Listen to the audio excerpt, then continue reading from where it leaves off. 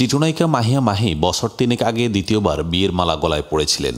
2021 সালের 13 সেপ্টেম্বর গাজীপুরের রাকিব সরকারকে বিয়ে করেন তিনি। তাদের ঘরে ফারিস নামে 1 বছরের একটি পুত্র সন্তানও রয়েছে, কিন্তু এই বিয়েটাও টিকেনি মাহির।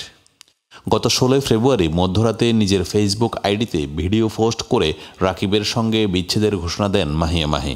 8 মিনিট 43 সেকেন্ডের ওই ভিডিওতে তিনি জানান তার স্বামী গাজীপুরের আওয়ামী লীগ নেতা রাকিব সরকারের সঙ্গে তার কোনো সম্পর্ক নেই, দুজন আলাদা হয়ে গেছেন। খুব দ্রুত তাদের বিবাহ বিচ্ছেদের আনুষ্ঠানিকতা শেষ হবে। তবে কিছুদিন আগে মাহির স্বামী রাকিব সরকার একটি গণমাধ্যমকে বলেছেন তিনি মাহির সঙ্গে সংসার করতে চান। এই বিষয়ে মাহি বলেন, ঘোষণা যখন দিয়েছি আমাদের বিচ্ছেদ হবেই। বিচ্ছেদের তো একটা আনুষ্ঠানিকতা থাকে, সেই কাজ চলছে, শীঘ্রই বিচ্ছেদের চিঠি চলে যাবে।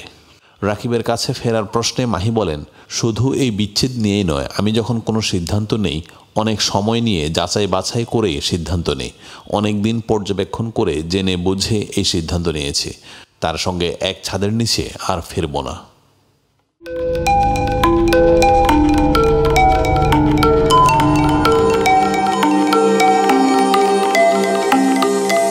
টেক টিভি, দেশ ও দশের কথা বলে।